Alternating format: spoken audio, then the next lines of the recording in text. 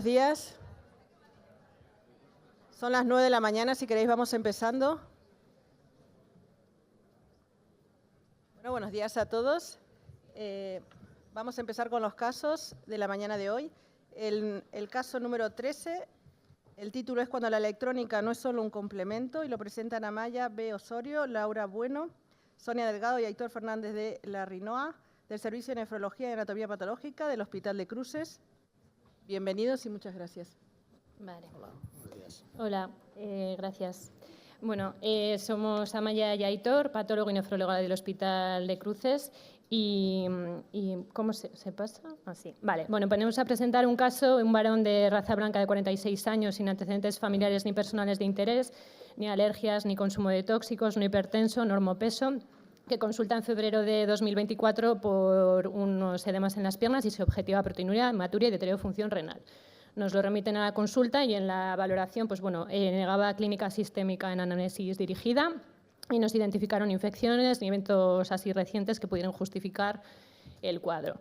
La función renal al inicio creatinina de 1 con un filtrado de 73, que deteriora hasta 1,4 con una proteinuria en rango nefrótico y hematuria discreta con un 72% de dismórficos.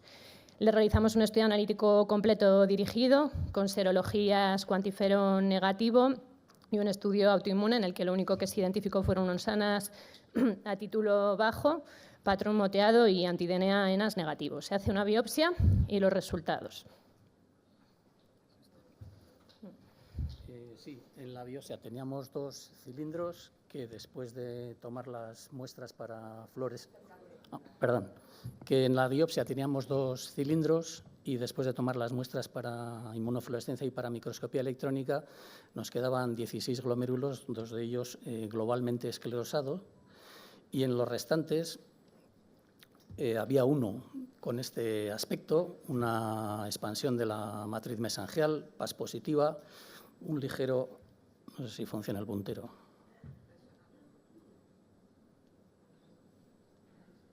Bueno. Sí, bueno. Perdón, que me... Demonios. ¿Puedo ir para atrás? Sí, bueno, sí. La expansión PAS positiva de la matriz mesangial, un ligero incremento de la celularidad mesangial, luces abiertas, paredes finas, salvo alguna un poquito engrosada.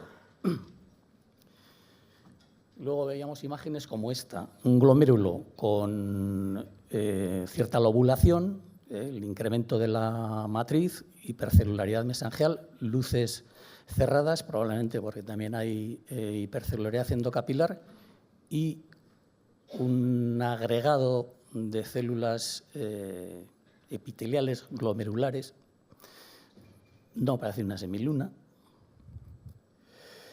En el PAS, pues lo mismo, hipercelularidad endocapilar, ensanchamiento mesangial, unas células fuera del ovillo capilar, células epiteliales glomerulares. Más cerca, la hipercelularidad endocapilar en algunas zonas, la expansión mesangial, algunos dobles contornos que están marcados con las flechas. Una plata para lo mismo, incidir en lo mismo, hipercelularidad endocapilar. Esta zona de aquí, con células y algunas fibras que tiñen con la reticulina, que no tienen un carácter de semiluna.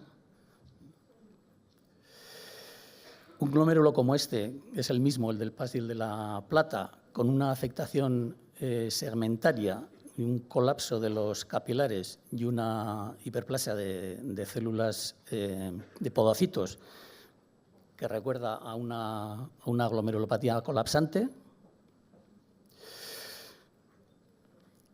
Una semiluna epitelial con algunos restos de cariorrexis sin necrosis fibrinoide. Empezaban a aparecer imágenes como esta, de células y y plata, fibras que tienen con plata, algún doble contorno, también marcados con las flechas. Glomérulos como estos, con lo que, en mi opinión, es una semiluna fibroepitelial, y aquí otra. Tenía una fibrosis intersticial y atrofia tubular moderadas, rojo Congo negativo, y en la fluorescencia solo tenemos una imagen tomada un poco en condiciones heroicas y en la que se ve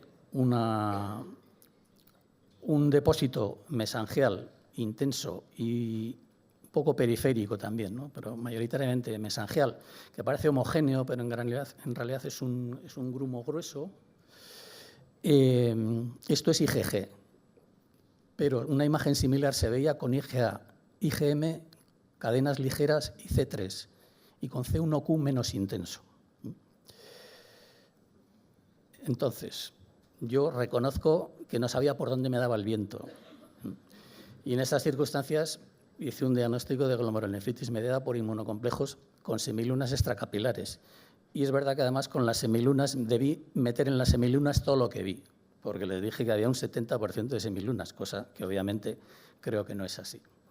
Entonces, bueno, como recordáis, lo único que teníamos eran los ANAS positivos, pues interpretamos esta membrana proliferativa en contexto de un posible lupus y, bueno, ya se le había iniciado tratamiento con bloqueo y SGLT2, estatina, le iniciamos hidroxicloroquina, choques de metilprednisona 250/3 en días consecutivos con pauta de prednisona oral descendente según nuestra práctica habitual y, además, ciclofosfamida en pulsos quincenales que termina en agosto de 2024. Interpretando en este contexto de posible lupus, y no había una gran mejoría de la función renal y la proteinidad seguía pues, sin datos de remisión parcial, se administra rituximab en pauta de 1 gramo quincenal, que sea repetida al de 6 meses, y después de mantenimiento, micofenolato hasta la dosis de 1 gramo cada 12 horas, que tolera bien. Entonces, seguía con proteinuria y nos planteamos añadir tacrolimus por este motivo, pero finalmente lo desestimamos ya que nos llegan los resultados en septiembre. Recordad que nos lo habían derivado en febrero de la electrónica.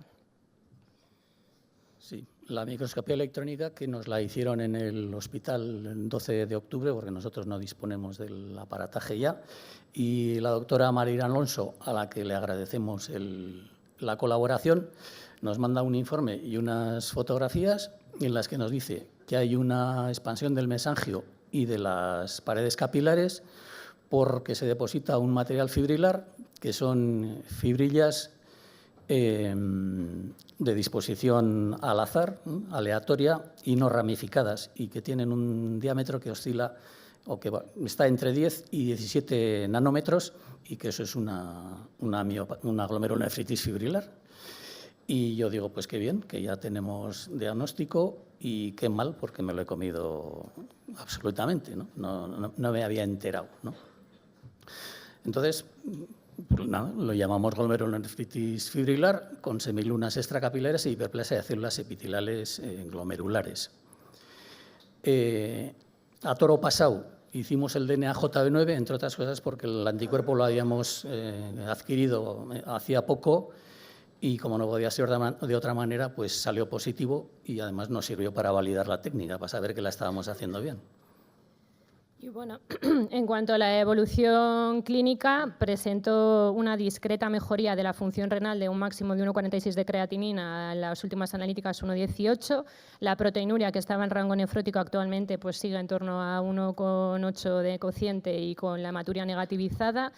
Y bueno, pues al final, como ya se ha hablado de la fibrilar, que es una entidad infrecuente, teóricamente menos del 1% de las biopsias de nativo, con un curso desfavorable descrito hasta el 50% de enfermedad renal terminal, depende de las series, en 3, 4 o 5 años, y con un tratamiento pues, que no está muy claro, que nosotros reconocemos que le hemos metido mucha caña también, entre otras cosas, por la presencia de semilunas, y bueno, pues la evolución no está siendo mala. ¿De cara a qué vamos a hacer? Pues bueno, eso, le hemos repetido el ritual de 6 meses. De momento, la verdad que le he mantenido el micofenolato y el dolquine, e iremos un poco viendo pues, cómo va la cosa. Y pues para concluir, que la electrónica puede ser fundamental, como en este caso, para el diagnóstico de algunas patologías renales, que la fibrilar ya sabemos es una entidad rara, que es un reto diagnóstico y terapéutico. Además, el espectro morfológico puede ser muy variado y bueno, pues que la inmunohistoquímica del DNA JB9 nos facilita y ahora que lo tenemos disponible, pues lo tendremos en cuenta. Muchas gracias.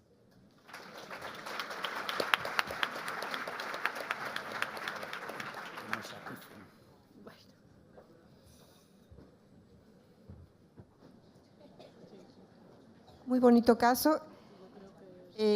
Unas imágenes de patología difíciles de traducir en cuanto al mecanismo que está pasando en los glomérulos.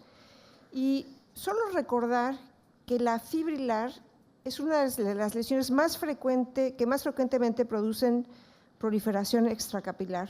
La gente no las tiene en consideración, o sea, normalmente como en este contexto, pero muchísimos de los casos, yo veo fibrilar muy frecuentemente, no es tan rara. Yo creo que piensan que es rara cuando no se hace microscopía electrónica, debe haber muchísimos casos por ahí que no se diagnosticaron. La vemos con muchísima frecuencia y muchas veces se presenta como una lesión proliferativa extracapilar. En este caso, por ejemplo, también ya con muchos cambios crónicos y muchas alteraciones en la cápsula de Bowman que hacen parecer proliferación extracapilar sin serlo, porque no están afectando el ovillo glomerular. Entonces, es una entidad que debemos reconocer. Una cosa que les recomendaría, que les sugiero en este caso, sería hacer capa lambda en desparafinado. ¿Por qué? Porque cuando encontramos depósitos organizados como estos, le llamamos fibrilar y ya nos quedamos tranquilos. Y lo que sucede es que son depósitos organizados, que igual pueden ser policlonales o pueden ser monoclonales. Entonces, yo les sugiero hacer capa lambda, aunque, por ejemplo, la mayoría de los depósitos organizados con aspecto fibrilar son monoclonales, la mayoría de estos no se tiñen con el DNA JB9. En este caso se tiñeron, ¿sí? Pero yo de todas maneras le haría esto, sobre todo, por ejemplo, y la fluorescencia que salió positiva para todo esto no es lo que esperamos en la fibrilar. La fibrilar es generalmente IgGC3, pero yo creo que es que no se veía bien conservado el glomérulo, o sea, ese glomérulo sufrió antes de que lo cortaran, se quedó ahí flotando, seguramente en la solución salina o se secó. Sí. Sí, efectivamente. Yo creo que hubo algún problema con la técnica al tratar el corte de la congelación. Y recogemos la sugerencia de la inmunofluorescencia en parafina, que dado que tenemos la técnica vamos a aprovechar. Bueno, en plasma no había componente monoclonal ni cadenas, pero bueno, ya sé que puede aparecer en riñón sin haber en plasma, pero que no lo había comentado al principio del caso. También se hizo un PET, ¿vale?, para descartar que hubiese un proceso oncológico de base. Y, en muchos casos que he visto también, sucede que al principio parecen policlonales, después se encuentra una gamopatía monoclonal. Son casos muy variables y hay que seguirlos. Sí, sí, muy bonito caso. Gracias. Muchas gracias. Yo, Hola. un comentario. Buenos días, aquí.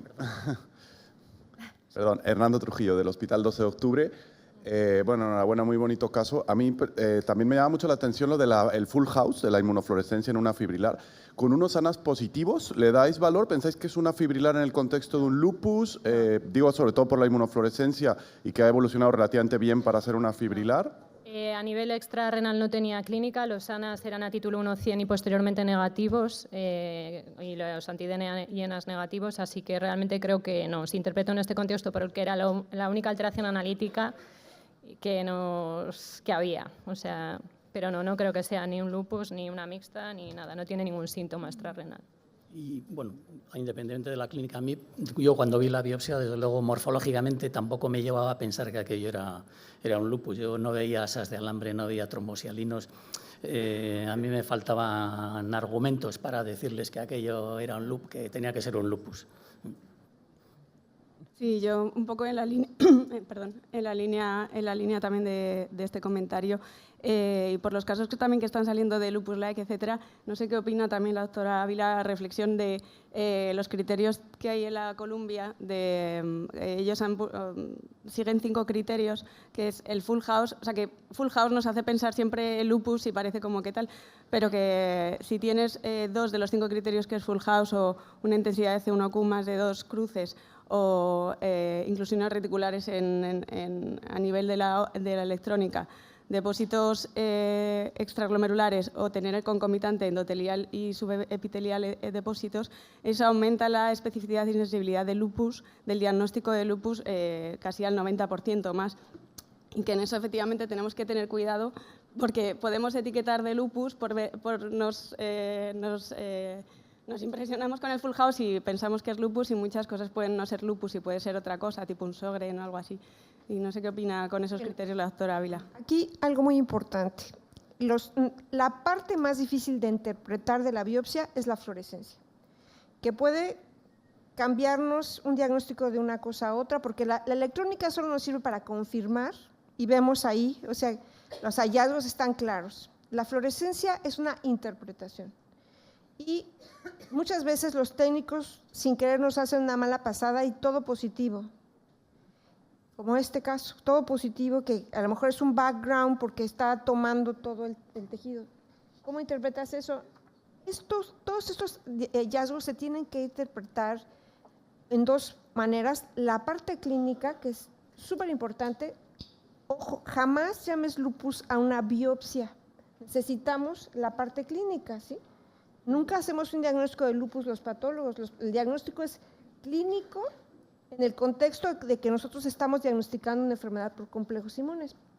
Y segundo, si vemos algo así, es ir a la microscopía electrónica y decir esto es real o no es real, ¿sí? Entonces, hay un sobrediagnóstico de lupus y lupus-like por errores técnicos en la fluorescencia que se tiñe para todo, ¿sí?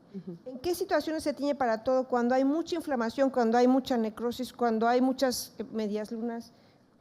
Esto agarra todos los anticuerpos y la gente sobrediagnostica las lesiones proliferativas extracapilares por complejos inmunes cuando ve esto, o lesiones por complejos inmunes, pero en realidad, si no hace una microscopía electrónica para confirmar, se queda nada más en el diagnóstico de lupus-like y se exagera este diagnóstico, ¿no? Hay mucho lupus-like. Ahora, los verdaderos lupus-like, esos depósitos de C1Q junto con inmunocomplejos no son privativos del lupus, ¿sí? Muchísimas lesiones virales te dan esta positividad, por ejemplo el HIV, trastornos de inmunorregulación, parvovirus, o sea, todas estas lesiones. ¿Qué nos dice cuando vemos C1Q ahí? Nos dice, lo único que nos dice es que esta es una lesión por complejos inmunes que está estimulando el complemento por la vía clásica, que empieza con C1Q, R, S y va a estimular C3. Es lo que nos está diciendo cuando vemos el C1Q. Si esto es real, lo único que podemos concluir como patólogos, esta es una lesión por complejos inmunes, no que es lupus o que no estamos estableciendo la etiología. La etiología viene después. Muchas gracias. Y yo, por completar la parte, simplemente, yo creo que es muy importante también en la interpretación y por la parte técnica, las muestras cada vez son más pequeñas y la inmunofluorescencia también necesita cantidad de glomérulos. Entonces, es simplemente recordar que para todas las técnicas y utilizarlas todas de manera adecuada, la muestra debe ser adecuada. Cada vez vemos cilindros más finos que cortarlos en el criostato no es fácil, entonces tenerlo en cuenta, que para también la interpretación es importante. Muy bien. Me da tiempo a una última aquí. Rápido, Yo solo recordar a los patólogos, que yo siempre se lo digo a los residentes, el diagnóstico de lupus y de lupus-like tiene que ser clínico. Efectivamente, como decía la doctora Ávila, nosotros podemos decir que es una glomerulonefritis por inmunocomplejos, pero el diagnóstico de lupus o de lupus-like tiene que ser clínico. Podemos aconsejar descartarlo, pero el diagnóstico siempre tiene que ser clínico y acompañarse de otra serie de criterios. Bien. Pasamos al siguiente caso, el caso número 14, nefropatía membranosa asociada a ANEL, tratada con pauta de Ponticelli, de Tania Linares, Beatriz Sualdea, Francisco Javier Díaz y Mariana Vilca. Hola, buenos días. Gracias a todos por estar aquí a estas horas de un sábado y muchas gracias a la organización por invitarnos. Y bueno, pues vamos a hablaros de nuestro caso, que fue un varón de 74 años que vino a urgencias por disnea y por edemas.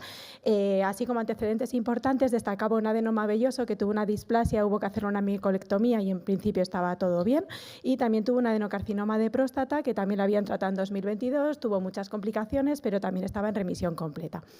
En su tratamiento no había nada destacable, tampoco tomaba más fármacos aparte de los pautados y vino a urgencias por aumento de su disnea basal con ortopnea y con edemas en miembros inferiores de aparición más o menos de una semana de evolución. No contaba nada, ni consumo de fármacos y ninguna sintomatología acompañante. En la exploración física estaba hipertenso, claramente sobrehidratado, mirad qué piernas traía, tenía abolición del murmullo vesicular sobre todo en el pulmón derecho, una hepatomegalia importante, edema de pared, edemas marcados hasta raíz de miembros, y en la analítica destacaba un mínimo deterioro de función renal. La previa de hace unos meses en el médico de cabecera era completamente normal. Vieron un ProBNP un poquito elevado, le hicieron la radiografía donde tenía ese derrame pleural bilateral, sobre todo en el lado derecho, y le hicieron un ecocardio porque lo estaban etiquetando de primera descompensación de insuficiencia cardíaca y tenía pues FEBI preservada sin valvulopatías importantes. Entonces lo dan de primer episodio de insuficiencia cardíaca. Cardiología dice que tiene un ecocardio normal, que ellos de momento no se lo ingresan, que puede ir a interna, le ponen diurético y acaba ingresado en medicina interna. En medicina interna nuestros compañeros pues le hacen toda la analítica del ingreso y el segundo día del ingreso tienen los resultados con empeoramiento de función renal hasta 1,7, tiene una dislipemia bastante marcada, hipoalbuminemia y ya le habían pedido orina de 24 horas, que se la piden a todo el que tiene creatinina alta en nuestro hospital, y ya tenía una proteinuria bastante marcada. Entonces, bueno, pues parecía que la cosa iba de nefrología. Nos interconsultan y bueno, pues le hacemos una ecografía ya pensando que íbamos a tener que biopsiarle casi seguro, riñones de tamaño normal, sin alteraciones importantes y pues bueno, con todo estudio de síndrome nefrótico, evidentemente nos lo trasladamos a la planta de nefrología y le pedimos todo el estudio inmunológico, electroforesis en sangre, en orina, pues todo lo típico, los anticuerpos antiplados R y intensificamos el tratamiento diurético porque el paciente estaba francamente en anasarca. Diuresis abundante en los primeros días, pérdida de 6 kilos de peso, le desaparecen los edemas, nos llegan los resultados del estudio inmunológico que fue todo completamente normal, los anticuerpos antiplados R nosotros los externalizamos, tardamos más tiempo en tenerlos y solicitamos la biopsia. En mi hospital la verdad es que es pedir una biopsia y nos la hacen casi en el mismo día. Al día siguiente estábamos biopsiando al paciente y también pues le empezamos el bloqueo, los inhibidores de la SGLT2 y pues conseguimos la eubolemia 3 días después, el paciente estando eubolémico 1,8 de creatinina sin mayor deterioro con los bloqueantes, pues damos de alta al paciente y lo citamos en la consulta externa en una semana y entonces nos llegan mientras tanto el informe de la biopsia renal. Buenos días. Nos remiten cilindros de parénquima renal en el que se contabilizan un total de 23 glomérulos, 3 de ellos globalmente esclerosados, representando un 13%. Y podemos ver aquí que está constituido 50% por cortical y a este aumento presenta una arquitectura en general conservada. A mayor aumento, los glomérulos viables vemos que no presentan expansión mesangial ni proliferación endocapilar. Sin embargo, destaca la presencia de los capilares de aspecto rígido, que con la técnica de Plata se puede ver este apolillamiento difuso de la membrana basal glomerular con proyecciones espiculares, como vemos señalado con la flecha. Además, con la técnica de Mason vemos estos depósitos fucsinofílicos en la vertiente subepitelial. Cabe mencionar que no se ha identificado esclerosis segmentaria, trombos intracapilares ni proliferación extracapilar. A nivel del intersticio podemos ver que presenta una arquitectura en general conservada, identificándose solo un leve infiltrado inflamatorio de predominio linfocitario y parcheado. Esto representa un 5% y estaban englobadas dentro de mínimas bandas de fibrosis, como vemos con la Plata.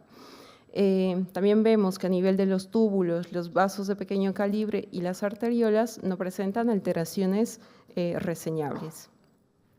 Se realizan técnicas de inmunofluorescencia directa convencional que muestra positividad para IgG 2 cruces, C3 una cruz, C1Q 2 cruces y como vemos apuntando las flechas, estas presentan un patrón granular en la vertiente subepitelial de las asas capilares. Sin identificarse restricción de cadenas ligeras para kappa ni lambda. De forma adicional, se realizan técnicas de inmunofluorescencia directa e inmunohistoquímica para los subtipos de IgG, siendo IgG1 positiva en un patrón granular difuso, como podemos ver en las asas capilares glomerulares, siendo así negativas IgG2, IgG3 e IgG4. De igual manera, se realizan técnicas de inmunistoquímica para C4D, que muestra este patrón granular difuso homogéneo en la vertiente subepitelial, siendo negativas para pladocere, trombospondina, exostosina 1 y exostosina 2. De igual manera, vemos la positividad intensa y difusa homogénea en la vertiente subepitelial para NEL1, como vemos en la imagen. A nivel ultraestructural, ya podemos ver que presenta una arquitectura en general distorsionada con una fusión pedicelar difusa y vemos aquí la membrana basal glomerular irregular y un engrosamiento difuso que alcanza un promedio de 1003 nanómetros. Además, destaca la presencia de estos depósitos electrodensos en toda la vertiente y algunos de localización intramembranosa. Cabe destacar que no se han identificado estos depósitos a nivel subendotelial, mesangial ni en las membranas basales tubulares. Con todos estos hallazgos llegamos al diagnóstico de glomerulonefritis membranosa asociada a NEL1 estadio 3 de Chart. Bueno, pues nada, recibimos estos resultados bueno, pues citamos al paciente, pero antes me leo todo lo del ANEL1 porque, bueno, pues dices, vale, sí se publicó en 2021 lo de que esto existía, pero narices que tengo que saber yo de todo esto. Entonces me pongo a mirar que tiene bastante asociación con tumores. Recordemos que mi paciente tenía antecedente tumoral, una displasia que tuvieron que hacer una micolectomía, luego tenía un tumor en la próstata. Entonces, aprovechando que el PET-TAC estaba recién inaugurado en mi hospital y todavía no había lista de espera, hablamos con los médicos de medicina nuclear y nos dejaron hacérselo súper rápido. Le contamos todos estos resultados al paciente, 1,8 de creatinina, estando eubolémico, sin otra causa del deterioro de función renal, persistía la proteinuria bastante marcada. Le hacemos el PET-TAC en el que vemos que no tiene nada. Yo quería hacerle una colono, pero la tenía citada a finales del mes siguiente y tampoco hacía falta correr tanto. Y entonces digo, bueno, pues nada, como no tengo secundariedad, ya le habíamos hecho también todo el estudio de autoinmunidad y tampoco veíamos nada, no había consumido fármacos, etcétera, pues lo voy a tratar como una membranosa al uso. Cumplía criterios de alto riesgo por el deterioro de función renal y le empezamos la pauta de Ponticelli. Entonces empieza la pauta de Ponticelli a finales de febrero y la evolución la verdad es que fue muy buena. En abril ya tenía 1,5 de creatinina, la proteinuria ya estaba en 1 gramo, nos llegaron aquí los resultados de los anticuerpos anti-PLA2R que fueron negativos, le hicieron la colonoscopia a finales de abril, principios de mayo que tampoco tenía alteraciones, cada vez mejor función renal, y en septiembre, que habían pasado 6 meses del diagnóstico, creatinina de 1,1 y sin ni siquiera microalbuminuria, con recuperación completa de todos los parámetros analíticos. Después de 6 meses suspendimos la pauta de Ponticelli y el señor está estupendamente. Le hemos visto ahora en febrero con una creatinina de 0,9 y sin proteinuria. Después del diagnóstico de este paciente es cuando se publicaron justo al mes siguiente todos estos trabajos de los grupos de la India, etcétera, que relacionan la membranosa, que sí con el mercurio, con los tioles, con tumores, etcétera, pero nuestro paciente no tenía nada de eso, así que lo tratamos como una membranosa al uso. Así que, pues nada, concluimos que la inmunohistoquímica es lo que nos hizo diagnosticar a este paciente. Dado el reciente descubrimiento de este antígeno y su escasa prevalencia, los datos se basan en pequeñas series de casos, así que no sabemos, fuera de que puede estar asociada a tumores y fármacos, sabemos poco más, cuando no están asociadas a ello, que no sabemos si hay claras diferencias en el comportamiento clínico y cómo tratar bien a estos pacientes y, por supuesto, se necesitan más series de casos y de estudios para llegar a más conclusiones. Gracias. Muy bien, muchas gracias.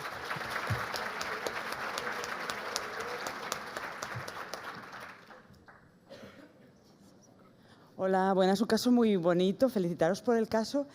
Lo que a mí me sorprende es por qué le hacéis la pauta a Ponticelli y no usáis rituximab en un paciente que el NEL se ha asociado a neoplasias, entonces me sorprende. Bueno, cuando le empecé la pauta de Ponticelli ya teníamos el PET-TAC negativo, porque no le empecé la ciclofosfamida hasta tener el PET-TAC, que lo tuve un día antes o 2 días antes. ¿Por qué no pusisteis rituximab? Pues lo planteasteis en sesión, ¿cómo decidisteis poner la pauta a Ponticelli?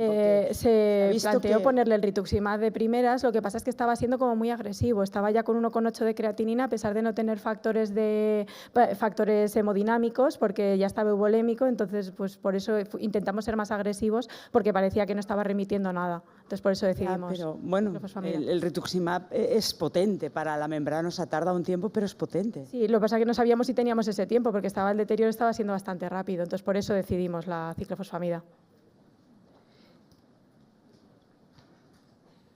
Sí. Un comentario. La fluorescencia que mostraron no es característica de una glomerulopatía membranosa. Se ve como, inclusive si la quieren volver a poner, se ve muy lineal la IgG. Y esto se traduce en lo que están mostrando en la microscopía electrónica, que los depósitos son muy confluentes sobre la superficie de la membrana basal. Se ven uno pegado a otro. Y a mí algo que me llama la atención de este caso es lo siguiente: las membranas basales no están muy engrosadas cuando uno las ve, lo cual nos habla que es una lesión muy temprana, y cuando ve uno la microscopía electrónica con todos los depósitos subepiteliales, lo que nos está diciendo es que es dos cosas. Uno, es una membranosa que se acaba de desarrollar, con este mecanismo es one shot, episodio, algo que estimula la membranosa en este momento, y todos los depósitos están en estadio 1, por eso tienen una super respuesta. La paciente no quedó con proteinuria residual porque no tiene todavía cambios de remodelación de la membrana basal que luego responde a tratamiento, pero quedan cuando existen cicatrices. Entonces, ¿qué quiero llevar con esto? Cuando tenemos una lesión con todos los depósitos en la superficie de la membrana basal, tenemos dos posibilidades. La primera es que esto es una lesión asociada a medicamentos, y la segunda es que esto es una membranosa súper temprana que la agarraron en el primer estadio. Aquí, debido a la positividad para NEL, esto me indicaría que esto es una lesión asociada a medicamentos. Y esta es mi primera posibilidad. Lo buscamos muchísimo, lo de los medicamentos. De hecho, el hijo del paciente es médico, estuvo también en la consulta con nosotros, y es que no había tomado absolutamente nada fuera de los 3 fármacos que tenía indicados como tratamiento de su tratamiento basal, vaya. Pero no había tomado absolutamente nada, ni un solo ibuprofeno, un paracetamol, nada. Sí, bueno, ni cremas, ni nada. Bueno, que no lo encontremos no significa que no fue, ¿sí? O sea, esto tuvo una inducción, por un estímulo que le produjo todas las lesiones membranosas en el primer estadio. Si le llamamos fármaco, si fue un té, si fue, lo que le haya inducido fue una sola inducción, un shot, y respondió muy bien al tratamiento, y además de que ya no lo volvió seguramente a tomar. Pero ojo con estos casos, porque ya me ha tocado casos que se presentan al principio como una lesión que parece asociada a un fármaco, con una lesión así, con PLA 2R negativo, y en el siguiente año se vuelven a presentar con una recidiva de una membranosa que ahora sí es positiva a PLA 2R. Sí, yo no descarto de todas maneras los estudios que hay todavía en el 1 son pequeños, y hay un porcentaje, aunque pequeño, la mayoría de los casos reportados están asociados a malignidad, pero hay un pequeño porcentaje que están asociados a fenómenos autoinmunes. Entonces yo no descarto que en algún momento, como ocurre en otras enfermedades autoinmunes, que el verdadero contexto clínico lo veamos a posteriori. Principalmente, yo creo que un poco diciendo lo que dice la doctora Ávila Casado, ¿no? Muy bien, gracias. Seguimos con el caso número 15, con el título de Parvo, pero no tardó, de los doctores Marc Patricio Lievana, Alejandra Gabaldón Domínguez, Marina López Martínez, Juan Carlos León Román, Jorge Iván Zamora Carrillo, Sheila Bermejo García, Sara Núñez Delgado, Laia Sanz perdonadme, Natalia Ramos Terrades, María Sancor Rivero, Néstor Toapanta Gaibor, Irene Agras Pamplón, y finalmente María José Soler Romeo, del Hospital de Valdebrón. Gracias. Buenos días. Nada, el caso que nos atañe es un varón de 27 años que nace en España con antecedentes de síndrome de Asperger, cuyos progenitores nacieron en Guinea-Bissau. De base tenía una función renal estrictamente normal, un año antes del cuadro, una creatinina de 1, una albuminemia normal y no tenía una determinación de microalbuminuria. Acude el 3 de mayo por un cuadro de anasarca, sensación de distérmica, mialgias, de una semana de evolución para la cual no había tomado ningún fármaco. Cuando llego a urgencias, la verdad es que la exploración física es relativamente anodina, un IMC normal, edemas con fobia hasta las ingles y poco más, hiperhidratación. Los compañeros de urgencias le sacan una analítica y destaca una lesión renal aguda con una creatinina de 4,5, una hipercolesterolemia franca con un colesterol total de 400 e hipoalbuminemia de 2,5. Se solicita un estudio urinario que muestra una leve hematuria y una proteinuria por cociente 11 gramos. Se comenta con nefrología, solicitamos el estudio de inmunidad de respuesta rápida para ANCAS, antimembrana basal y cadenas ligeras, que son en rango negativas. Las serologías urgentes de diálisis, que son todas negativas. Y bueno, se solicita estudio de inmunología y virus que restan pendientes. Lo comentamos con los compañeros de rayos, le hacen una ecografía abdominal urgente, que la verdad es que muestra unos riñones con levemente aumentados de tamaño, con una cortical correcta, sin obstrucción de la vía urinaria y en Doppler, que es estrictamente normal. Ante la orientación diagnóstica de un síndrome nefrótico impuro, lo ingresamos a cargo de nefrología y la verdad es que el paciente evoluciona a oligoanuria, con empeoramiento rápidamente progresivo de la función renal, y hablamos con los compañeros de rayos y se decide una biopsia renal urgente. En nuestro hospital, gracias a los compañeros de anatomía patológica, podemos disponer, depende de la hora que se haga la biopsia, un informe preliminar a las 3, 4, 5 horas de tener la muestra. Entonces, la compañera nos avisó de los hallazgos que tenía en la hematoxilina. Ya quiero ver el puntero primero. No. ¿Y el puntero? Ah, vale, ok. ¿Y para pasar aquí? Sí, para pasar eso. Vale. Bueno, tengo que decirles que yo vengo a hacer un caso práctico de cómo una pseudocelimiluna le hacen la 13-14 a un patólogo. Aquí voy. La biopsia renal, bueno, el cilindro que se recibió para parafina era una buena muestra, tenía 26 glomérulos en total, ninguno estaba esclerosado y no había cronicidad tubulointersticial. Lo que sí se notaba al hacer un mayor aumento era que había un compromiso del tubulo intersticio, dado que había daño tubular importante, había edema intersticial y cierto grado leve de nefritis intersticial. Y ya se comenzaba a ver que con los glomérulos estaba pasando algo. Al ver a mayor aumento, pues veía lo que eran unos glomérulos difíciles de interpretar. Un cambio muy importante que se notaba es que era muy difícil definir los límites del penacho glomerular. Habían asas capilares que estaban dilatadas, pero muchas estaban colapsadas. Había como una especie de retracción del penacho, pero los límites no se definían muy bien. En zonas como estas, el otro hallazgo importante es que el espacio urinario estaba ocupado. Yo veía el espacio urinario que no estaba vacío, sino que estaba ocupado. No sabía exactamente por qué, pero sí que habían sitios donde parecía que había cierta proliferación extracapilar muy leve, pero ahí estaba. Sí es verdad que bueno, se veían unas vacuolas que sí que me llamaron la impresión desde el principio, pero mi primera impresión diagnóstica de este caso fue que tenía proliferación extracapilar, si bien no era florida como una antimembrana o unos ANCA, pero yo expresé que había probabilidad que estuviera haciendo algo de proliferación extracapilar y así lo expresé. Gracias. Bien, entonces, como comentaba, el paciente evoluciona a oligonuria. Con este informe preliminar se orienta inicialmente como una rápidamente progresiva, se indican bolos de corticoides, se inicia hemodiálisis y sesiones de recambio plasmático, con una pauta descendiente de corticoides. La verdad es que después de 2 sesiones de hemodiálisis el paciente recupera la diuresis, mejora relativamente rápido de la función renal y, bueno, saben los resultados de las pruebas complementarias de la planta, se confirma que la proteinuria es expensas de albúmina, los tóxicos en orina son negativos, toda la batería de autoinmunidad es negativa, proteinograma, todo el resto de parámetros son normales, en rango, y nos hemos que se sacaron por la disdermia y tal, negativos, nada. Entonces, con estos resultados lo comentamos en sesión, con todas las técnicas de la biopsia renal del laboratorio. Ya mirando con más calma bueno, el resto de las técnicas de la biopsia renal, sí que, bueno, podíamos constatar con el PAS que las asas capilares sí que se veían colapsadas en la mayoría de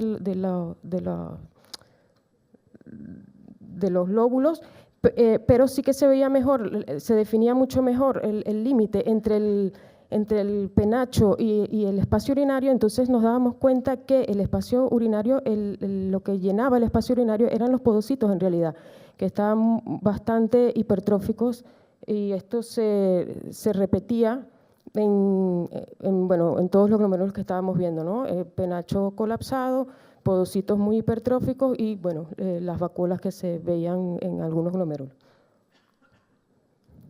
Y bueno, aquí les pongo una técnica de plata que corroboraba, bueno, lo que estábamos viendo con el PAS, ¿no? Que el penacho estaba algo colapsado, no demasiado colapsado, y eso también me produjo dificultades a mí, y que bueno, que realmente no eran semilunas realmente, sino que eran los podocitos que estaban ocupando el espacio urinario y que eran muy llamativos. En la microscopía electrónica de este caso, no muy fotogénica ella, pero lo que quiero mostrar con ella es que el hallazgo más importante de la microscopía electrónica fue una fusión total de los podocitos, prácticamente al 100%. No vi depósitos electrodensos, no vi microorganismos y no vi ningún otro tipo de hallazgo relevante. A esta biopsia se le realizó todo tipo de técnicas, todo lo que pudimos realizarle de técnicas de inmunistoquímica para virus varios, incluso parásitos, bacterias, depósitos organizados, etcétera, incluyendo incluso parvovirus B19, y absolutamente todas las técnicas nos resultaron negativas. Motivo por el cual, bueno, con todos los hallazgos y luego de haber mirado toda la biopsia con cuidado, el diagnóstico final de la biopsia fue hallazgos histológicos compatibles con glomerulopatía colapsante. Gracias. Muy bien, entonces llegamos a la planta de la sesión, revisamos los estudios y sale una IgM y una PCR positivas para parvovirus en sangre, con IgG negativa. El resto es todo negativo. Entonces nos replanteamos el diagnóstico. Tenemos un paciente con un síndrome nefrótico severo, que encima es joven, de origen africano, de raza negra, con una biopsia compatible con una colapsante y una infección activa reciente por parvovirus, que no tengo una pole 1. En este momento estábamos realizando en nuestro hospital un ensayo clínico en pacientes con antecedentes africanos, enfermedad renal proteinúrica, y pudimos realizarle un estudio genético en saliva del gen APOLE1. A la semana tenemos que es homocigoto en G2G2. Entonces, toda la historia del APOLE1 comienza con la enfermedad africana del sueño, con la tripanosomiasis. Es una enfermedad con la que el ser humano ha tenido mucho contacto de una forma muy intensa durante muchas generaciones. Tanto es así que hemos desarrollado mecanismos de defensa específicas, sobre todo en poblaciones que han tenido contacto. Esto es el oeste de África. El APOLE1 se comporta como un poro en los trypanosomas y los LISA.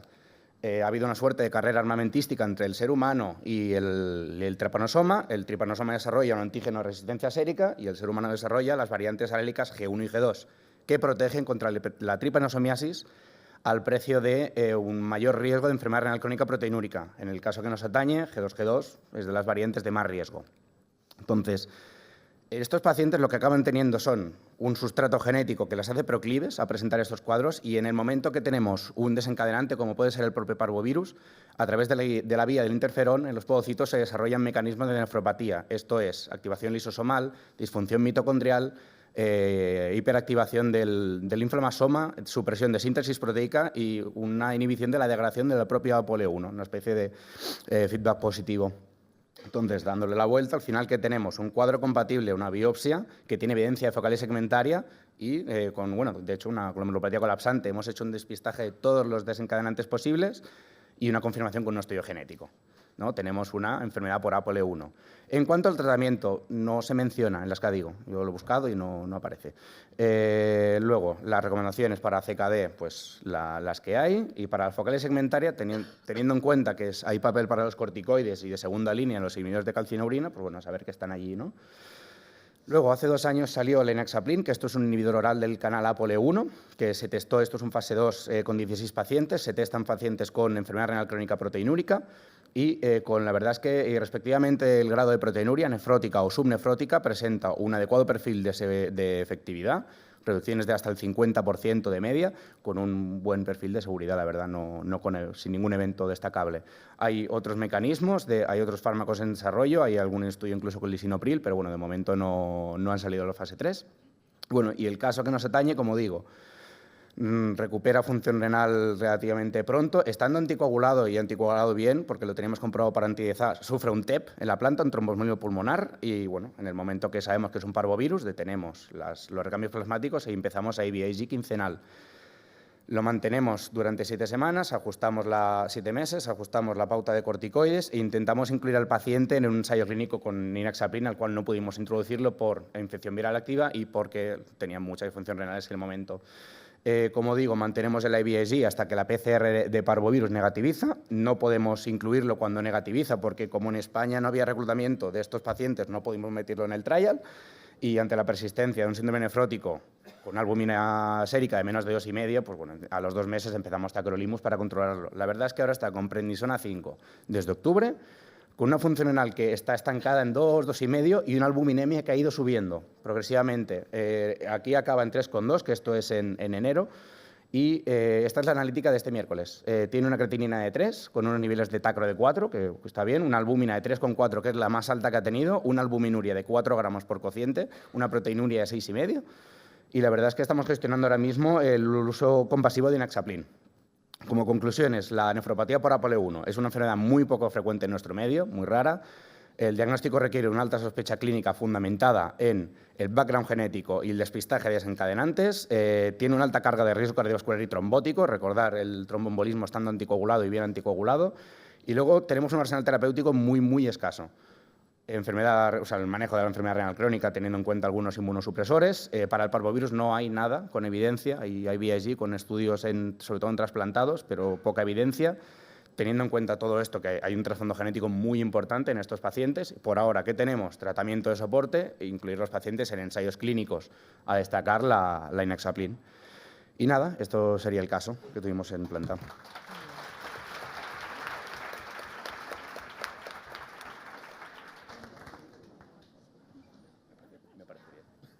Muy bonito caso.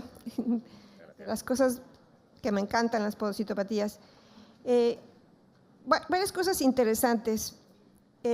La primera es dar un diagnóstico a las 3 horas después de que toman la biopsia. 5 horas. Hace que el técnico luego se salte pasos a la hora de procesarla. Y como patólogos, como aquí la imagen que presentó al principio y después cuando viene el PAS, son muy diferentes. Nos pueden meter en el problema de hacer un diagnóstico, nos orilla a hacer un diagnóstico en un tejido que no está óptimamente procesado y que se ve de una manera muy diferente a lo que en realidad es. Entonces, yo siempre recomiendo hacer las cosas urgentes cuando verdaderamente, por ejemplo, los trasplantes nosotros los vemos en el mismo día, pero ¿qué estamos evaluando en el trasplante? Si hay inflamación, y esto es más sencillo de ver en el intersticio, los cambios glomerulares finos necesitan un procesamiento completito y fino. Así que es difícil hacer el diagnóstico cuando ustedes le piden a alguien que en 3 horas, 4, les hagan el diagnóstico, porque el técnico se salta pasos para hacerlo rápidamente. No es el procesamiento overnight que normalmente sigue una biopsia, ¿no? Bueno, esa es la primera. Segundo, todas las lesiones inducidas, podocíticas inducidas por virus, el virus no está en el riñón. Entonces, no tiene caso hacerle marcadores para CMV, parvo. Este paciente tenía parvo, pero el parvovirus es una enfermedad sistémica y que no lo vamos a encontrar en el tejido renal. Por lo tanto, no encontrarlo no significa que no lo tenga, ¿no? Porque normalmente no está ahí. El CMV, por ejemplo, cuando induce una lesión podocitaria, el CMV está pues, en donde es más frecuente, que es en vías respiratorias y tracto gastrointestinal. Y tercero, a mí, por ejemplo, la imagen que ustedes ven, esto nosotros lo vemos con mucho más frecuencia que ustedes por el tipo de población que vemos. Yo no lo hubiera podido llamar colapsante porque no tienen la hiperplasia podocitaria, pero estoy totalmente de acuerdo en esa retracción tremenda que tienen los capilares glomerulares. Esto sucede cuando hay un daño podocitario extenso, porque el podocito es una de las partes que mantiene al capilar glomerular abierto. Entonces, cuando hay un daño intenso de los podocitos, los capilares glomerulares se cierran, pero esto se ve desde cambios mínimos, ¿sí?, a cualquier tipo de lesión podocitaria que produzca una podocitopatía difusa.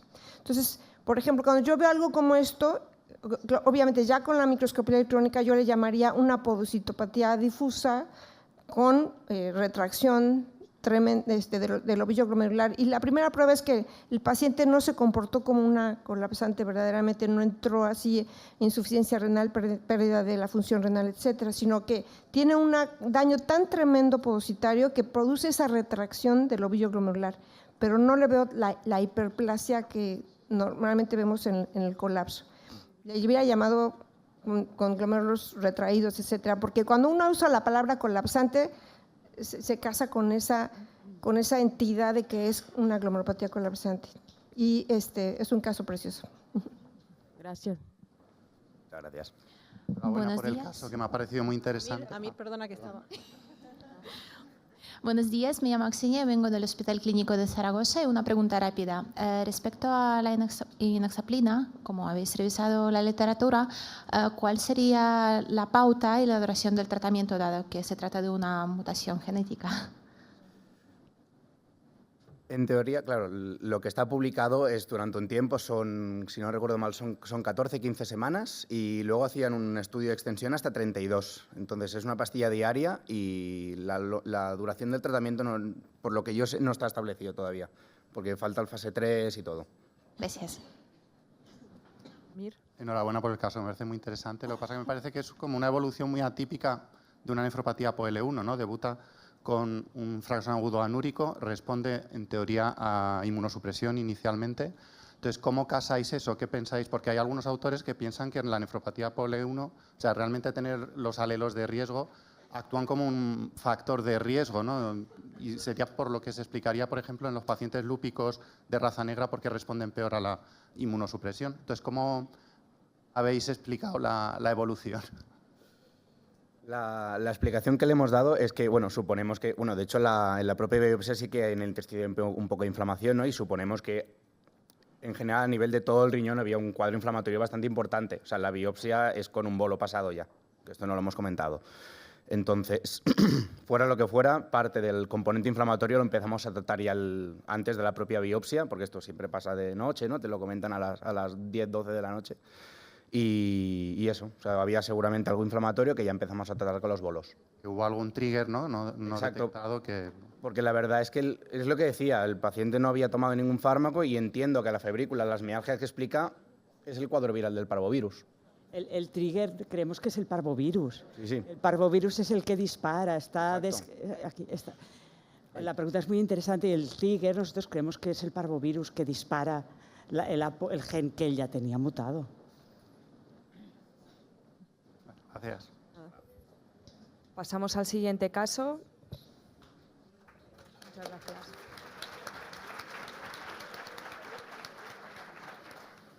Nefropatía IgA hipodocitopatía, la importancia de la clínica y la evolución, de Claudia Martín, María Luisa Serrano, Eduardo Martínez, Irene García, Mercedes Pérez, María Rosario Sánchez y Marina Alonso, del Hospital Puerta de Hierro y 12 de octubre. Buenos días, nosotras somos Silvia y Claudia y vamos a presentar el siguiente caso, nefropatía IgA hipodocitopatía, la importancia de la clínica y la evolución. Este es un varón de 20 años, natural de China, que el 11 de junio de 2024 acude a nuestro hospital por un cuadro de edemas generalizados de un mes de evolución. Analíticamente destaca una hipoalbuminemia con una hipercolesterolemia sin deterioro de la función renal. Y en el análisis de orina de 24 horas presentaba una proteinuria de 29 gramos, sin alteraciones del sedimento. Con esto es diagnosticado de un síndrome nefrótico clínico y analítico. Investigando en los antecedentes personales del paciente, que no hablaba absolutamente nada de español, nos cuenta que había presentado un episodio similar en la infancia, aunque no aporta ningún informe que nos aclare qué ocurrió exactamente. Y además tiene una madre portadora del virus de la hepatitis B. Ante estos hallazgos se decide el ingreso a cargo de nefrología para el estudio del síndrome nefrótico. En el estudio serológico, como podéis ver, presenta datos compatibles con ser un portador crónico del virus de la hepatitis B en fase de replicación activa, por lo que se interconsulta a los compañeros de digestivo que le diagnostican de hepatitis B crónica, indicando el inicio inmediato del tratamiento con entecavir ante la importante replicación viral. Además, amplían el estudio digestivo, que sale negativo para otros virus hepatotropos, así como otros procesos de autoinmunidad hepática, la serología para la celiaquía, y le realizan una ecografía abdominal en el que no se ve ningún proceso tumoral.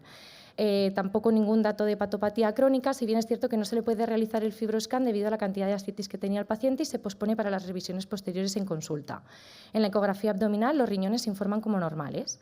El resto de estudio microbiológico y tóxicos en orina fueron negativos, y en cuanto al estudio inmunológico destaca una IgA elevada con una IgG disminuida y un proteinograma en suero y en orina compatibles con un síndrome nefrótico. El resto del estudio inmunológico, incluidos los antiplados R, fueron negativos.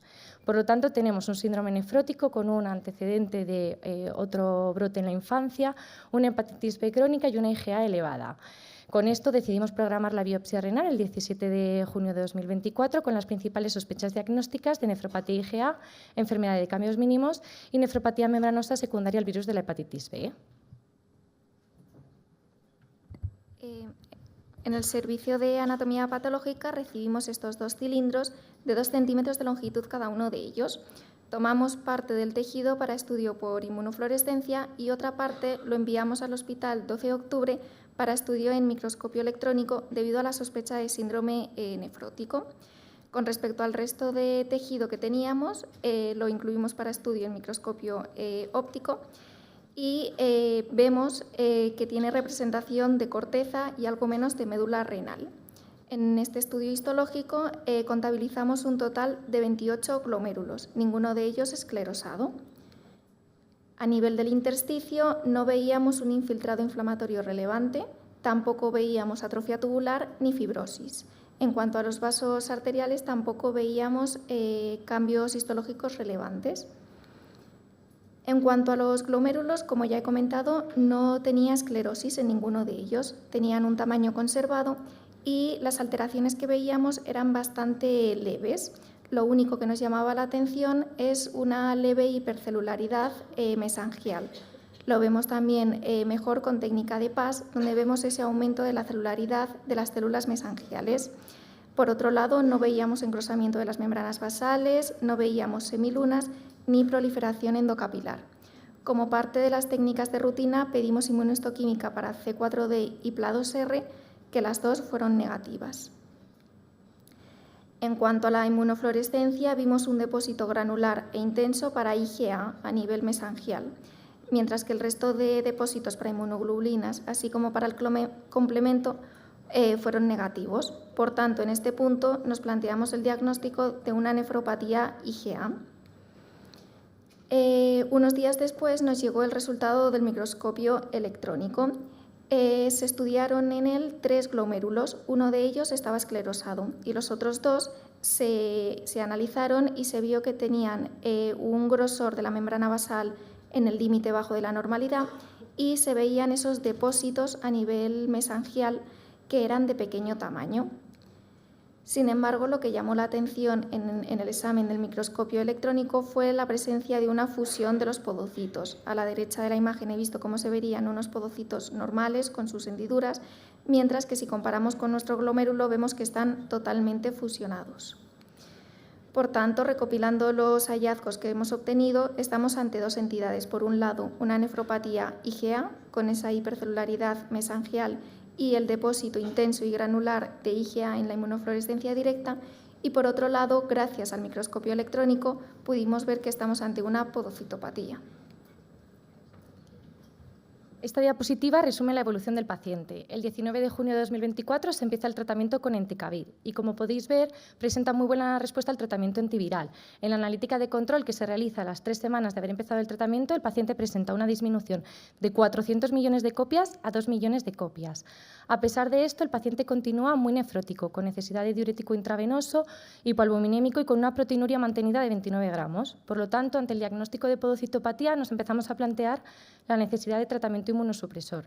Lo consensuamos con los compañeros de digestivo porque, aunque estaba teniendo muy buena respuesta al tratamiento antiviral, seguía con un número de copias muy elevado. Entonces pensamos que la mejor opción terapéutica, la primera línea de tratamiento en este paciente iba a ser el tacrolimus. Lo empezamos y la verdad que el paciente tiene una respuesta maravillosa. A las 2 semanas de tratamiento el paciente está completamente resuelto del síndrome nefrótico clínico con una disminución de la proteinuria hasta 6 gramos.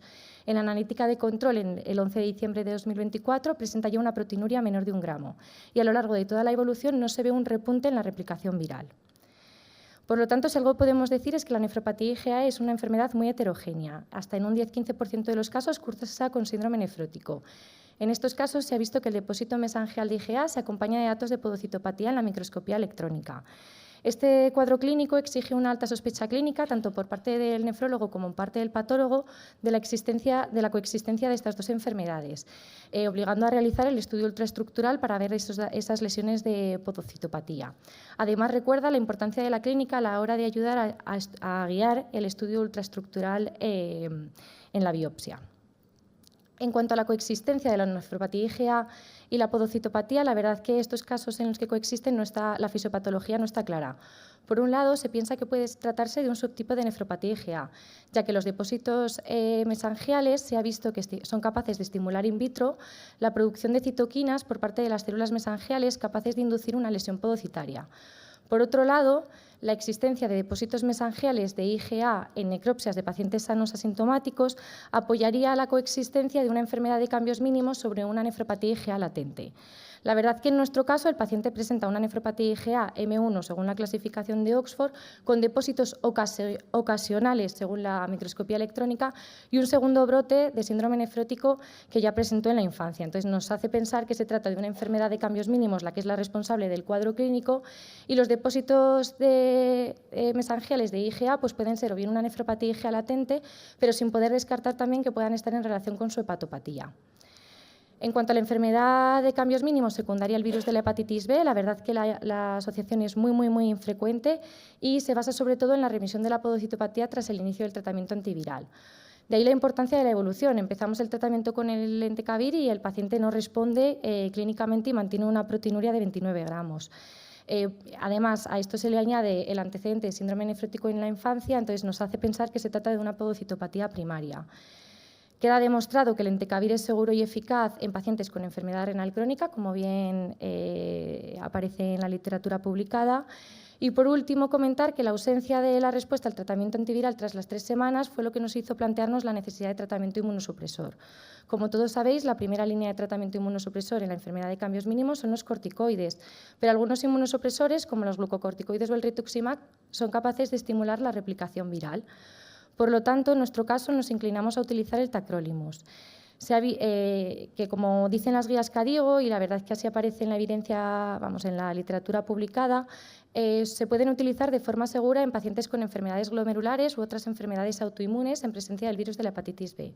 Además, se ha visto que los inhibidores de la calcineurina son capaces de impedir la entrada del virus B en el hepatocito a través de la inhibición del cotransportador de membrana. Y si a todo esto le sumamos el efecto antiproteinúrico del tacrolimus, pues lo convierten en la primera opción terapéutica de nuestro caso. Con esto podemos concluir que ante un síndrome nefrótico y un diagnóstico de nefropatía IgA debemos realizar el estudio ultraestructural en busca de lesiones de podocitopatía.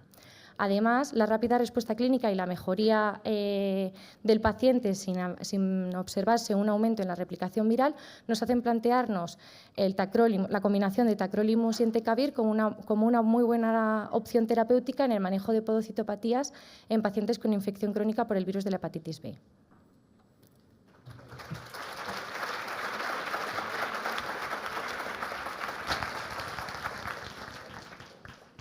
Muchas felicidades por el caso y por la discusión, que me ha gustado mucho. Simplemente, creo que recordar que la paciente nunca tuvo hematuria, ¿no? No tenía. No tuvo hematuria y luego también he querido ver que no tenía depósito de C3 en la biopsia renal, eso era IgA nada más, ¿no? Son datos que hacen pensar que vosotros más bien habéis dicho, que realmente el paciente tiene una IgA lantánica, que es una cosa bastante frecuente en Asia. El 5 o 10% de los pacientes biopsiados en donante vivo tienen una IgA de bajo sin interactividad de la enfermedad. O sea, no basta con tener los depósitos para tener el cuadro. Entonces yo coincido con vosotros, creo que es una IgA lantánica con un síndrome nefrótico asociado por cambios mínimos. Muy bien. No sé si me escucha. Bueno, Ángel me ha robado el comentario, ¿no? Yo lo que iba a decir es que sin depósito de complemento parece un depósito lantánico y, como decíamos ayer, tal vez, aunque sea manera de investigación, pues en estos casos el microscopio confocal sí te puede ayudar, porque es una manera de ver C3, incluso de ver la IgG anti-IgA, que es habitual en la nefropatía IgA básica, ¿no? Entonces, sí parece que es un caso claro de podocitopatía y un depósito lantánico. Gracias. Sí, nosotros además lo que también encontramos es que la inmunofluorescencia suele ser positiva para, en casos del virus de la hepatitis B, para IgM, IgG y muy raramente para IgA. Y sí que más suele presentar C3 también en la inmunofluorescencia. Un comentario con respecto a la microscopía electrónica, en la cual hay membranas basales adelgazadas. ¿Tiene cambios en la textura? No parecía, o sea, estaban en el límite de la normalidad. Es verdad que bajo. ¿Cuánto midieron? 2,30 creo que era. Eso no es. ¿Por qué lo llama límite de la normalidad? Hola. Para mí, o sea, en mi laboratorio, porque la medida de la membrana basal al fin y al cabo depende mucho del procesamiento, mi normalidad la considero como 250-350 nanómetros. 230 es verdad que tampoco es como para pensar en una patología del colágeno 4. El espesor normal de la membrana basal en hombres es de 350 y en mujeres de 300. ¿Pero ustedes consideran normales los 200? Sí, 250. Bueno, yo me baso en las medidas que tomó mi mentor antes que yo, Miguel Ángel Martínez González, que todos los presentes mayores de 40 años conocéis. Y él medía solo la lámina densa, no medía también la lámina rara externa y la lámina rara interna. Entonces yo, la verdad, he seguido reproduciendo sus medidas. Okay. En condiciones, en membranas basales normales, la lámina rara interna y externa no se ven. Se ve siempre en humanos, la membrana basal normal no muestra las láminas raras. O sea, lo que miden es el espesor completo con la lámina rara interna y externa, pero no se ven. Cuando se ven, por ejemplo, en los roedores se ve perfecta, pero en los humanos no. Y el espesor normal de la membrana basal es de 300 para mujeres y 350 para hombres, basados en el estudio de Tibosh, que son miles, y esto varía un poquito dependiendo de la raza, la edad, pero no varía tanto, o sea, está entre esos rangos. Bueno, mi comentario era acerca de que si la membrana basal está delgada, algo que debemos explorar en este paciente y que podría asociarse al daño podocitario son las alteraciones estructurales de la membrana basal. Muchos de estos tipos de alteraciones estructurales se asocian a podocitopatías que recurren, que no son fáciles de tratar con el tiempo. Entonces, un seguimiento de este paciente podría ser, si tiene la membrana basal de 200 y tanto, que a mí me parece muy delgada, es buscar si tiene alteraciones en la textura. Por eso preguntaba si tenía alteraciones en la textura. Si tiene alteraciones en la textura, es muy importante porque podría sugerir que este paciente debe ir a estudio genético y ver qué tipo de alteración estructural puede tener, y que se asocian a podocitopatías.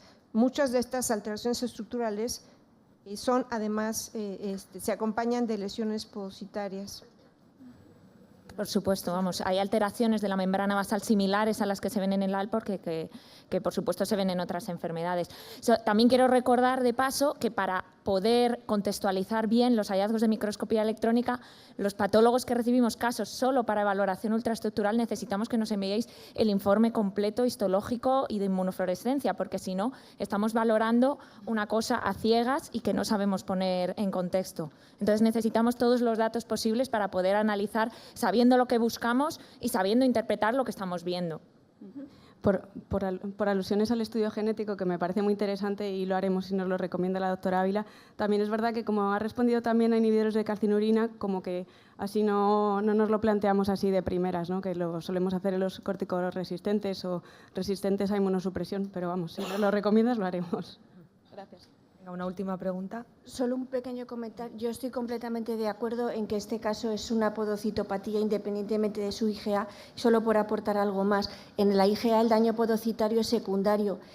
No podemos pensar que un daño podocitario tan extenso como tenía este paciente puede ocurrir en un paciente con un M0 y un E0. No tenía ningún dato de actividad que produjera secundariamente el daño podocitario. Cuando hay una proteinuria, como dijeron ayer, en rango nefrótico en una IgA, tienes que ver un M1 y un E1.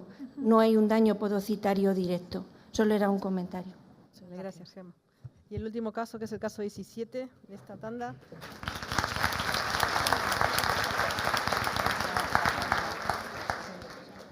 Con el título de Deterioro progresivo de la función renal en un paciente trasplantado, una sorpresa hidrofílica de origen iatrogénico, de Zaida Janine de Zárate, Lubjens, Estela Mas Rodenas, Elsa María González Pérez, Sheila Cabello Pellegrín, David Laguna Macarilla, Isabel Torralba Cloquet, Carles Saus del Hospital de Son Espaces. Y gracias. Buenos días, soy Zaida de Zárate, soy residente del Hospital Universitario de Son Espaces de Mallorca y junto a Carles Saus, anatomopatólogo de mi hospital, presentaremos el siguiente caso. Se trata de un varón de 74 años de edad, exfumador, con un aneurismo leve, independiente para las actividades básicas de la vida diaria, hipertenso, dislipémico, con hiperuricemia y antecedentes de una crisis gotosa, una cardiopatía isquémica que debutó con un infarto agudo de miocardio en el 97 sin requerimiento de seguimientos posteriores de cardiología, un aneurisma de aorta abdominal intervenida y varias lesiones dermatológicas.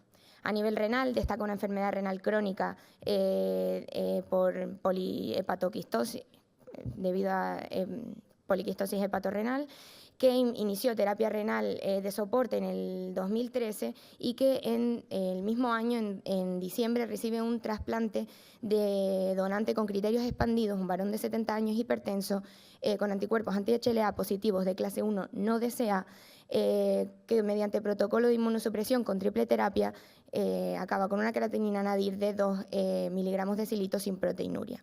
En consultas externas permanece con una estabilidad de la función renal con proteinuria más o menos estable hasta febrero de 2023. Como antecedentes quirúrgicos destaca la realización de la fístula, una faquectomía bilateral, una hernia inguinal intervenida y varias exéresis y biopsias cutáneas. Su tratamiento se basa en el tratamiento inmunosupresor, tratamiento antihipertensivo, hipolipemiante, antiagregado, entre otros. Entonces, para representar su evolución clínica de manera más gráfica, a destacar un hallazgo casual en el 2019 de un aneurisma de aorta abdominal que, debido a su elevado riesgo de rotura, a su diámetro y a presentar un trombo mural, se decide la intervención mediante una prótesis endovascular en el 2020. Desde 2019 hasta febrero de 2023 presenta un deterioro de la función renal más o menos progresivo, lento y sutil, que ya va incrementándose hasta septiembre de 2024, cuando encontramos una creatinina de 4,3 miligramos de decilitro y una proteinuria de 1 gramo a pesar de un sedimento de orina inactivo. Entonces, en ese momento, en diciembre de 2024, se decide realizar una biopsia renal. ¿Y los hallazgos anatomopatológicos? Bueno, resumiendo un poco, era una biopsia buena con 33 glomérulos como máximo y lo que llamaba por un lado la atención era, bueno, cambios isquémicos con glomérulos esclerosados, creo que había unos 6, algunos quistificados, algo de inflamación, estos serían los quistificados, algo de inflamación, cambios de tipo hialinosis arteriolar, que la veis aquí, cambios crónicos vasculares, el donante creo que era un donante de edad, bueno, algo de inflamación, algo de, en algunos túbulos, algo de tubulitis, que la veis aquí con la doble tinción para linfocitos y epiteliales. Y luego, y para eso hemos traído el caso, en algunos de los glomérulos, en un máximo de 6, al final veíamos estas lesiones que a mí de entrada no se me ocurría que podían ser, ¿no? Son así azuladitas, pálidas, anfófilas, con la hematoxilina pas negativas, y que con la técnica de plata tiene este pequeño granuladito positivo, ¿no? En uno de los glomérulos además tenía este aspecto, esto está en un vaso de lilio, veis que tenía este aspecto como un churrito ahí, bueno, como un gusanito, ¿no? Que esto es como bastante sugestivo y las características tintoriales son las mismas, ¿no? Tricrómico negativo, pas negativo, plata negativa, pero con este punteadito. Que la veis aquí. Entonces, con todo esto, a mí me pareció, después de buscar un poco, que podía ser una embolia por polímero hidrofílico.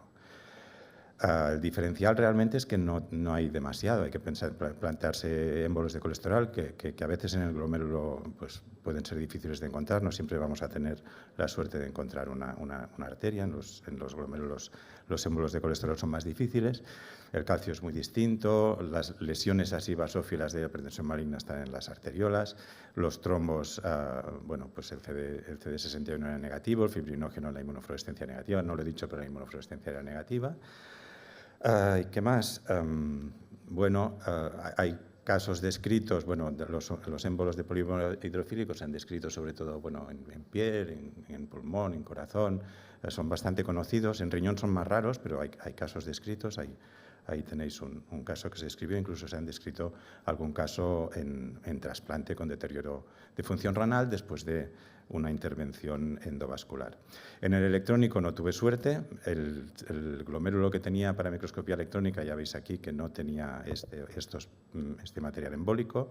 Os lo pongo aquí muy resumido, no había ninguna alteración que me llamase especialmente la atención, los capilares periturulares no tenían mutilaminación, las membranas estaban bien, no había depósitos. Y como no veía el material en el electrónico, lo que hice fue cogerla, que lo hago de vez en cuando desde hace unos meses, coger una técnica de plata y en lugar del microscopio de transmisión lo pongo en el de barrido.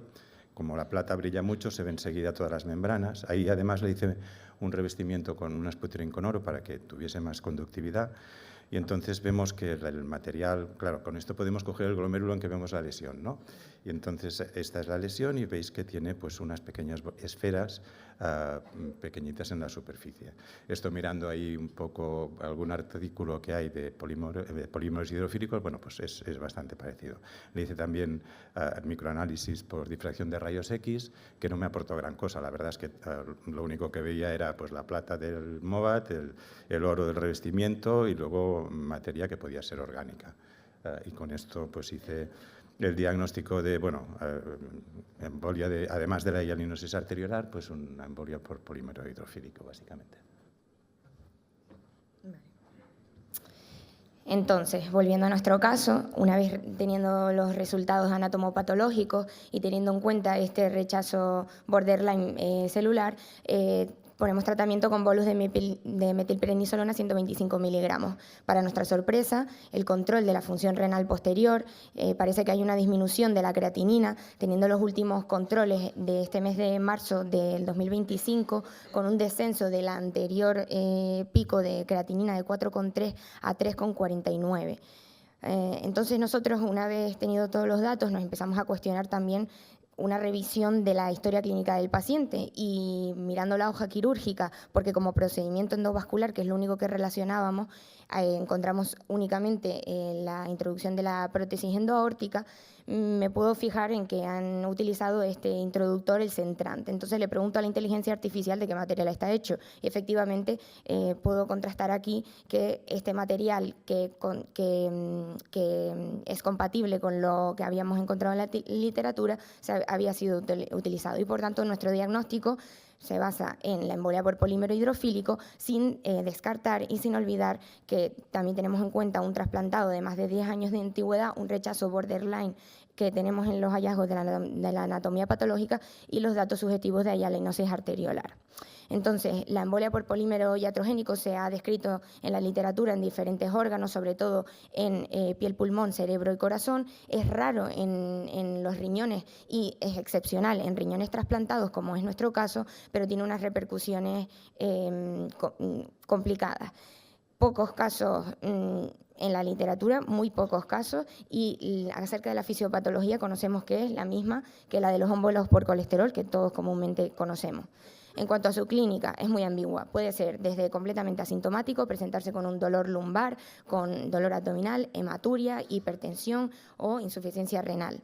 En cuanto al diagnóstico, es muy, muy importante una historia clínica detallada, un control de la función renal y en las pruebas de imágenes como el TAC y la ecografía Doppler se pueden ver hallazgos sugestivos de isquemia o infarto renal, pero sobre todo lo más importante o lo que nos va a dar el diagnóstico de certeza de este émbolo por polímero es la biopsia, en nuestro caso biopsia renal, pero la biopsia del órgano afecto.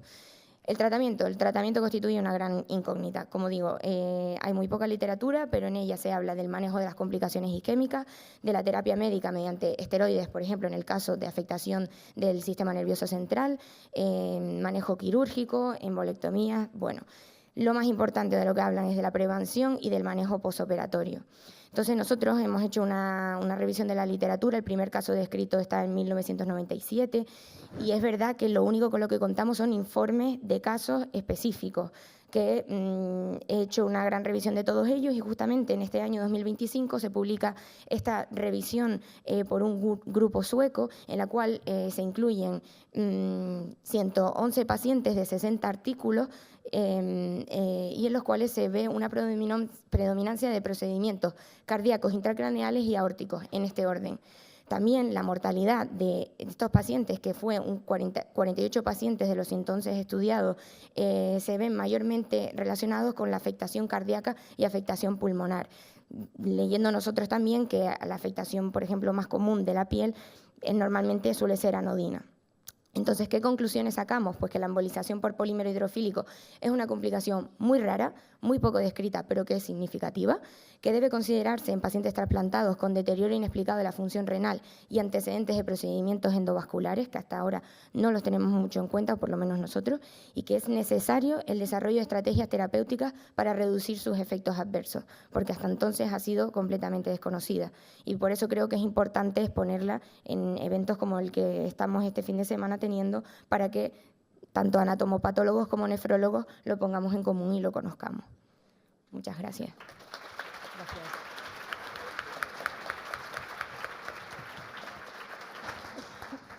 Un caso precioso, la verdad. De los que vemos trasplante cardíaco, no es infrecuente que en las piezas de cardiectomía del el órgano explantado encontremos este tipo de lesiones. Y a mí siempre se lo suelo decir a los cardiólogos, porque tras procedimientos donde vemos que hacen disfunciones ventriculares severas, a pesar de que tienen un foco muy pequeño de infarto, donde fuera de las zonas de infarto se ve el polímero, yo se lo he dicho varias veces, porque a mí desde el punto de vista histológico me llama la atención. Evidentemente, cuando tienes el órgano explantado tienes bastante material para poder encontrarlo. No se encuentra en extensas cantidades de tejido, se encuentra muy focal, pero los cardiólogos no suelen prestarme mucha atención, porque yo creo que algunos materiales, porque no son todos, de los nuevos procedimientos que están utilizando para procedimientos endovasculares de colocación de stent, hacen que el resto del tejido pueda estar afectado, y a veces explican por qué hacen disfunciones ventriculares tan severas a pesar de tener focos tan pequeños de infarto y han llevado al explante, ¿no? Y es precioso el caso, evidentemente. Muchas gracias por haberlo traído. Yo temía que me ibais a decir que os parecía otra cosa, pero bueno. Efectivamente, haciendo el repunte, toda la literatura que he conseguido leer acerca de la embolia por polímero hidrofílico, al final es que genera una inflamación también. La mayoría de los casos que se han encontrado y la resolución o el diagnóstico de embolia por polímero hidrofílico se halla en estudios post-mortem, es decir, que pueden ser un hallazgo que de manera clínica tenga unos repuntes o unas notas pues bastante no ambiguas, pero que no se noten, a no ser que esté un órgano mayor afecto de los que presentan mayores complicaciones, y por eso puede ser que lo pasemos por alto. Pero creo que sería bastante interesante que empecemos a reportarlo y a empezar a hacer a clasificarlo también este diagnóstico, para poder hacer una recogida de datos, porque si no es insuficiente lo que tenemos. Eso es. Un caso precioso, la verdad. Y bueno, porque entiendo que la disfunción del injerto la habéis achacado primordialmente a esta alteración más que al rechazo borderline. Interpretándolo y ahora pensando especialmente en las imágenes que enseñaste, Carlos, de esclerosis glomerular con esta retracción que es más asociada a isquemia, pues arteriolar no había nada, no lo digo porque… No, estaba la hialinosis. Yo no tengo nada claro que la embolia sea el causante del deterioro de función renal. Esto es una de las cosas que hemos discutido más. Tiene una hialinosis bastante importante y daños de isquemia crónica. Y además el donante era un donante añoso. Quiero decir que ahí hay varias cosas que pueden haber sumado. Yo lo he traído Bueno, nosotros lo hemos traído porque realmente es que la imagen es algo que yo estoy seguro que alguna otra vez lo he visto y me lo he comido. Y esta vez, mira, como se me ocurrió y yo creo que cuadra bastante. No, cuadra muchísimo. Yo creo que esto de insistir en qué forma de glomerulosclerosis vemos, ¿no? Si la glomerulosclerosis es más de solidificación, si es más de retracción, tiene importancia y creo que en este caso también. Sí, otra cosa que le estuve dando vueltas es la cristificación esta, ¿no? Que bueno, está visto en casos también de isquemia. ¿no? Sí, sí. Entonces fue Gracias. Y otro dato, como bien preguntabas, no lo achacamos todo a la embolia por polímero hidrofílico, dado que también tenemos hallazgos en la anatomía patológica que nos hablan sobre un rechazo borderline, la hialinosis arteriolar. Esto también entra en nuestro diagnóstico diferencial, pero sí que es cierto que suma. Además, también lo que nos hace dudar acerca de achacar toda la responsabilidad a la embolia por polímero hidrofílico es que todo lo que he revisado en la literatura, cuando se achaca el deterioro de la función renal o cuando tenemos un AQI y es por afectación renal de este émbolo, suele ser una línea temporal mucho más corta, es decir, que el deterioro de la función renal se ve en como 3-4 meses en los artículos que he leído, cuando en realidad desde la inserción de la prótesis endovascular de este paciente en el 2020 hasta que aparece el deterioro de la función renal es bastante más tiempo de lo que yo he contrastado en la literatura. Así que no es descartable, pero tampoco creemos que sea totalmente el responsable del deterioro de la función renal de nuestro paciente. Y además, después de recibir los bolus, también vemos una pequeña mejoría ahora mismo. Hola, buenas. Enhorabuena por el caso. Yo tengo una duda que, bueno, a colación de lo que contabas ahora, sobre todo sobre el tratamiento, ¿no? Entiendo que, como tiene un rechazo, habéis puesto corticoides, pero yo no sé si esta revisión de literatura que habéis hecho, cómo se tratan los otros casos, porque si se piensa que uno de los mecanismos fisiopatogénicos es una parte inflamatoria, más allá de la obstrucción de los capilares, no sé si no hubierais visto nada de rechazo, también se hubiera planteado poner cortis. Claro, ahí está la cosa. Por eso mi diapositiva del tratamiento era una grandísima incógnita, porque realmente es que nadie habla de tratamiento porque no tenemos suficientes casos, los que hay son informes de casos puntuales y sí que hablan sobre todo del manejo de las complicaciones. Es decir, por ejemplo, en la afectación del sistema nervioso central han visto que el tratamiento corticoideo va muy bien y evita secuelas y no tiene una correlación con aumentar el índice de mortalidad, porque al final la fisiopatología que se genera también tiene un componente inflamatorio muy importante y eso genera las secuelas clínicas. Pero, como digo, nadie se ha mojado en cuanto al tratamiento porque realmente no hay evidencia que nos ayude a establecer pues, unos protocolos. Gracias. Bueno, muchas gracias a todos. Damos por concluida las presentaciones.